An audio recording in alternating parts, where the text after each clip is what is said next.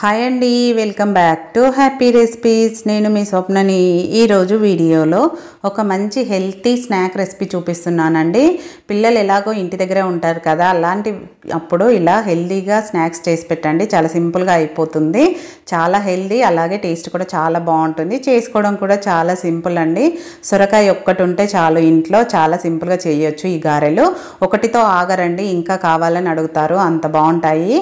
ఇంకెందుకండి ఆలస్యం, లేట్ చేయకుండా వీడియో కంప్లీట్గా చూసి మీరు కూడా ట్రై చేయండి. ముందుగా నేను ఇక్కడ సొరకాయను ఒక సగం వరకు తీసుకొని పైన తొక్క తీసేసి ఈ విధంగా తురుముకున్నానండి. ఇలా తురుముకోవాలి. మనకు తురుముకోవడానికే టైం పడుతుందండి, చేసుకోవడం మాత్రం చాలా సింపుల్. ఇలా తురుముకున్న దాన్ని ఎంత ఉందనేది మనం దీన్ని కొలుచుకోవాలి. దానికోసం నేను ఇలా మెజరింగ్ కప్తో కొలుచుకుంటున్నాను. మీరు కావాలంటే ఏదైనా ఒక గిన్నెతో కరెక్ట్గా కొలుచుకోండి, అప్పుడు మనం పిండి వేసుకోవడానికి ఈజీగా ఉంటుంది. ఇక్కడ నాకు 1.5 కప్పు అయిందండి సొరకాయ తురుము. చూడండి, 1.5 కప్పు అయింది కదా. ఇప్పుడు దీంట్లోకి మిగతా ఇంగ్రీడియంట్స్ని యాడ్ చేసుకోవాలి. దానికోసం ముందుగా కారం కోసం నేను ఇక్కడ పచ్చిమిర్చిని గ్రైండ్ చేసి వేసుకుంటాను. మీరు తినే కారాన్ని బట్టి పచ్చిమిర్చి యాడ్ చేసుకోండి. నేనైతే ఒక 5-6 వేసుకుంటున్నాను. ఇలా తుంచుకొని వేసేసుకోవాలి శుభ్రంగా కడుక్కున్నాక. రెడ్ కారం వేయొద్దండి, పచ్చిమిర్చి పేస్ట్ మాత్రమే వేసుకోవాలి. అలాగే 1 టీ స్పూన్ జీలకర్ర, కొద్దిగా ఉప్పు వేసుకుంటున్నాను, పచ్చిమిర్చి కదా, సో అందుకని కొంచెం ఉప్పు వేసుకొని కచ్చా పచ్చాగా గ్రైండ్ చేసుకోవాలి. మరి మెత్తగా అవసరం లేదండి. మీరు కావాలంటే దీంట్లోనే అల్లం ఉంటే అల్లం ముక్కలు కూడా వేసుకోవచ్చు. నేనైతే ఇక్కడ అల్లం వేయట్లేదండి, వేసుకున్నా బాగుంటుంది. ఉంటే మాత్రం తప్పకుండా వేసుకోండి. అలాగే సన్నగా తరిగిన కరివేపాకు, కొత్తిమీర ఒక 1/2 కప్పు వరకు తీసుకోండి. ఎంత ఎక్కువ తీసుకున్నా టేస్ట్ కూడా బాగుంటుంది. అలాగే నెక్స్ట్ 2 టేబుల్ స్పూన్ల నువ్వులు కూడా ఎక్కువే వేసుకుంటున్నానండి. నువ్వులు హెల్త్కి మంచివి కాబట్టి కొంచెం ఎక్కువే వేసుకున్నాను. ఒక మీడియం సైజ్ ఉల్లిపాయను ఇలా సన్న ముక్కలుగా కట్ చేసి వేసుకోవాలి. ఇలా ఉల్లిపాయలు, నువ్వులు అన్నీ హెల్త్కి సంబంధించినవి వేసుకుంటామండి దీంట్లో. అలాగే 1 టీ స్పూన్ పెసరపప్పు, 1 టీ స్పూన్ పచ్చిశనగపప్పు 1 గంట ముందు నానబెట్టుకున్నానండి. దాన్ని వాటర్ తీసేసి ఈ విధంగా పప్పు మాత్రం దీంట్లోకి వేసుకోవాలి. పప్పు కూడా మనం ఎంత ఎక్కువ వేసుకుంటే టేస్ట్ అంత బాగుంటుంది. మనకు సొరకాయ తురుము 1.5 కప్పు వచ్చింది కదా. బియ్యం పిండిని కూడా 1.5 కప్పు తీసుకోవాలండి. 1 కప్పు వేసుకున్నాను, 1/2 కప్పు మాత్రం పక్కన పెట్టుకున్నాను. పొడి పిండేనండి, తడిపిండి కాదు, ఇది పొడి బియ్యం పిండే. ఇప్పుడు ఫస్ట్ ఇదంతా కలిసేలాగా కలుపుకోవాలి. వాటర్ అస్సలు యాడ్ చేయొద్దండి, మనకు సొరకాయ తురుములో వాటర్ ఉంటుంది కాబట్టి. మొత్తం కలుపుకున్నాక మిగతా 1/2 కప్పు బియ్యం పిండి కూడా వేసేసుకొని అంతా కలిసేలాగా కలుపుకున్నాక వాటర్ అవసరం అయితే మాత్రమే వేసుకోవాలి, అవి కూడా ఎక్కువ వేసుకోవద్దు. అలాగే మనం దీంట్లో ఉప్పు వేసుకోలేదు కదా, కాలి పచ్చిమిర్చిలోనే వేసుకున్నాం కాబట్టి టేస్ట్ చూసి ఇక్కడ సాల్ట్ యాడ్ చేసుకొని సాల్ట్ మొత్తం కలిసేలాగా కలుపుకున్నాక మనకు వాటర్ అవసరం అయితే మాత్రం కొంచెం వేసుకోవాలండి. నేను చూపిస్తాను. ఇలా మొత్తం కలుపుకున్నాక కొంచెం గట్టిగా ఉంది కదా, ఈ టైంలో ఇలా కొంచెం మాత్రమే వేసుకోవాలి వాటర్. ఇలా కొద్దిగా వేసుకొని, పిండి అనేది మనకి ఇంత గట్టిగా ఉండొద్దు కాబట్టి వాటర్ యాడ్ చేసుకుంటున్నాము. ఇలా మొత్తం కలుపుకున్నాక మీకు పిండి కన్సిస్టెన్సీ చూపిస్తాను చూడండి, ఆ విధంగా ఉండాలి. చూడండి, ఇలా ఉండాలి.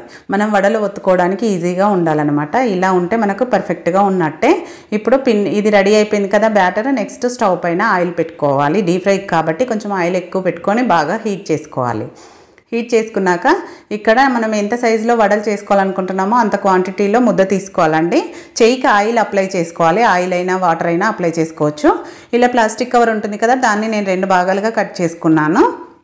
ఆయిల్ వేడయ్యేలోపు మనకు ఒక వాయికి సరిపోను దీనిపైన ఒత్తేసుకోవాలి.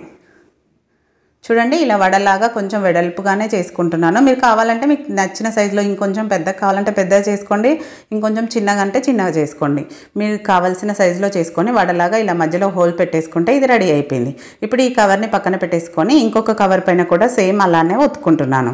ఎందుకంటే మనకు ఆయిల్ వేడవుతుంది కదా, వేడయ్యేలోపు ఒక వాయికి సరిపోను ఇలా ఒత్తుకొని పెట్టుకున్నాం అనుకోండి, వెంటనే 2 ఒకేసారిగా వేసేసుకోవచ్చు అనమాట.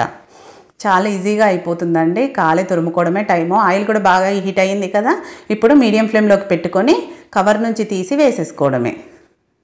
చాలా ఈజీగా వస్తుందండి, తీసుకోవడం కూడా ఇబ్బంది ఉండదు. వేసుకునేటప్పుడే కొంచెం జాగ్రత్తగా వేసుకోవాలి.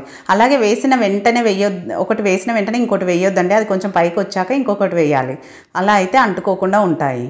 అలాగే వెంటనే గరిటె పెట్టకుండా లైట్గా కలర్ చేంజ్ అయ్యాక రెండో వైపుకు తిప్పుకోవాలండి. ఇలా 2 వైపులా మంచి కలర్ వచ్చే వరకు ఫ్రై చేసుకోవాలి. చూడండి, ఈ విధంగా మంచి కలర్ రావాలి. మీకు ఇంకాస్త క్రిస్పీగా కావాలి అంటే ఇంకొంచెం రెడ్ కలర్ వచ్చే వరకు కూడా ఫ్రై చేసుకోవచ్చు. ఇలా ఆయిల్ నుంచి తీసేసి టిష్యూ పేపర్ ఉన్న ప్లేట్లోకి వేసేసుకోవాలి. చూడండి, చూస్తేనే తెలిసిపోతుంది కదా ఎంత సాఫ్ట్గా ఉన్నాయో, చాలా బాగుంటాయి. టేస్ట్ అయితే చేసుకోవడం కూడా చాలా సింపుల్గా అయిపోయింది కదా. దాంట్లో వేసే ఇంగ్రీడియంట్స్ కూడా ఇలానే మిగతావన్నీ కూడా ఒత్తుకుంటూ వేసేసుకోవడమే. నాకైతే ఇక్కడ 20 వరకు వచ్చాయి వచ్చాయండి. చేసుకున్న తురుముకి 20-25 వరకు వచ్చాయి. వేడివేడిగా తిన్నారంటే చాలా బాగుంటుంది. సాంబార్ పప్పుకి అంచుగా పెట్టుకోవడానికి కూడా బాగుంటుంది. ఈవినింగ్ టీ టైంలో తినడానికి తప్పకుండా ట్రై చేయండి. టమాటా సాస్తో తిన్నా కూడా అద్భుతంగా ఉంటుందండి. పైన క్రిస్పీగా లోపల సాఫ్ట్గా చాలా టేస్టీగా ఉంటుంది. ఈసారి సొరకాయ ఉంటే తప్పకుండా ఇలా ఒకసారి ట్రై చేయండి. ట్రై చేశాక మీకు ఎలా కుదిరింది టేస్ట్ అనేది కూడా ఫీడ్బ్యాక్ పెట్టడం అస్సలు మర్చిపోకండి. అలాగే నచ్చిన వీడియో నచ్చితే లైక్ చేయండి, షేర్ చేయండి. మన ఛానల్ని వెంటనే సబ్స్క్రైబ్ చేసుకోండి. Thank you for watching.